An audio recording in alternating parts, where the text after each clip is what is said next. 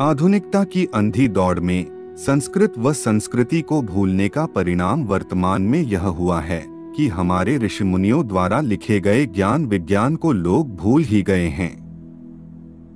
जिस विमान का आविष्कार 1903 में किया गया था, उससे कहीं अधिक आधुनिक विमानों का आविष्कार हजारों वर्ष पहले हमारे ऋषिमुनियों ने कर दिया था। इसी से अनुमान लगाया जा सकता है कि हमारा भारत देश कितना महान है। भारद्वाज ऋषि द्वारा लिखे गए विमान शास्त्र में विमानों को चलाने की ही नहीं, बल्कि उन्हें बनाने की भी विधि दी गई है। ऐसे ही एक बहुत ही आधुनिक और लोकप्रिय विमान के बारे में हम आज इस प्रस्तुति में चर्चा करेंगे। कृपया वीडियो को ध्यान से देखें, चैनल को सब्सक्राइब करें और कमेंट में जय श्री राम अवश्य लिखें।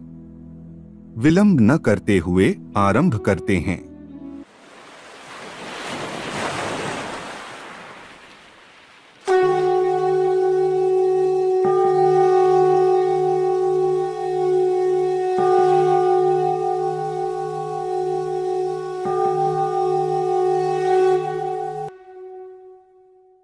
पुष्पक विमान का उल्लेख रामायण में मिलता है, जिसमें बताया गया है कि लंका के राजा रावण ने माता सीता का हरण पंचवटी से किया था। रामायण में वर्णित किया गया है कि युद्ध के बाद श्री राम, माता सीता, लक्ष्मण तथा अपने अन्य सहयोगियों के साथ यह दक्षिण में स्थित लंका से अयोध्या पुष्पक विमान द्वारा ही आए थे।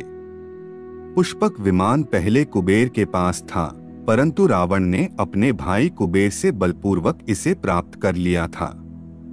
मान्यता है कि पुष्पक विमान का प्रारूप ब्रह्मर्षि अंगिरा ने बनाया था और निर्माण एवं सजावट भगवान विश्वकर्मा द्वारा की गई थी। पुष्पक विमान की यह विशेषता थी कि उसका आकार छोटा या बड़ा किया जा सकता था। उसमें मन की गति से चलने की क्षमता थी। यह आकाश में चलने वाला देव वाहन था, जो भूमि पर भी चल सकता था। पुष्पक विमान में इच्छानुसार गति होती थी और उसमें बहुत से लोगों को एक साथ यात्रा करवाने की क्षमता थी। यह विमान आकाश में स्वामी की इच्छानुसार भ्रमण करता था। कुबेर इसे देवों को प्रसन्न होकर यात्रा की सुगमता के लिए देते थे। रावण ने कुबेर से यह विमान बलपूर्वक छीन लिया था। श्री राम ने रावण के संहार के बाद पुष्पक विमान को प्राप्त किया और कुबेर को लौटा दिया। इसी विमान से श्री राम लंका से अयोध्या लौटे थे। संस्कृत के प्राचीन साहित्यों में विश्वकर्मा के द्वारा निर्मित अनेक विमानों का वर्णन मिलता है।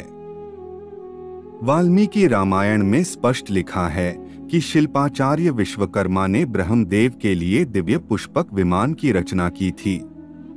प्रभास नामक वसु की पत्नी महास्ति योग सिद्ध देव शिल्पी विश्वकर्मा की माता हैं। देवताओं के समस्त विमानादि तथा अस्त्र शस्त्र इन्हीं के द्वारा निर्मित हैं।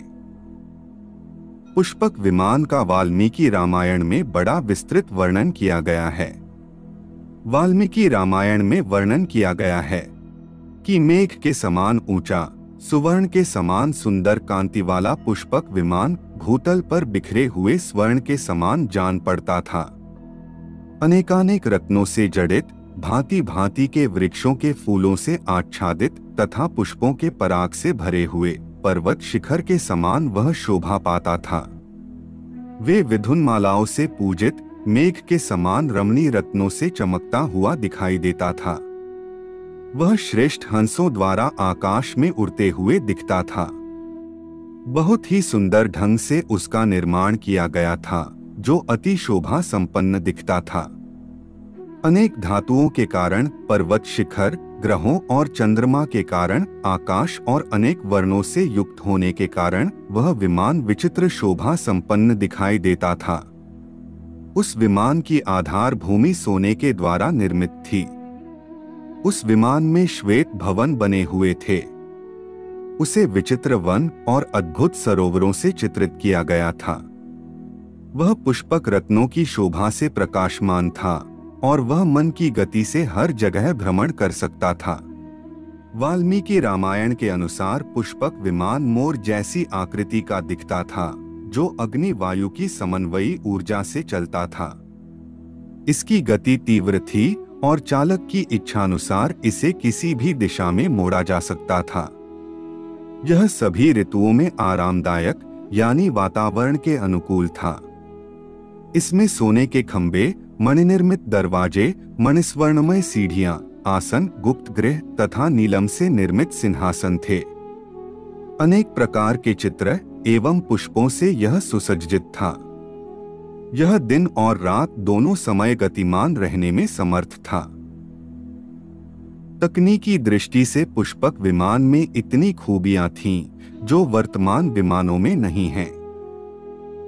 ताजा शोधों से पता चला है कि यदि उस युग का पुष्पक या अन्य विमान आज आकाश गमन कर ले तो उनके विद्युत चुंबकीय प्रभाव से आज की विद्युत व संचार जैसी व्यवस्थाएं ध्वस्त हो जाएंगी।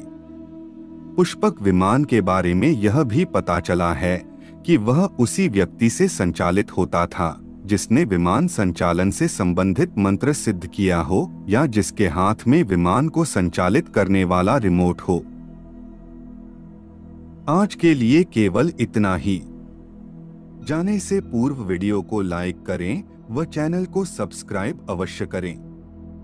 तब तक के लिए जय जय श्री राम।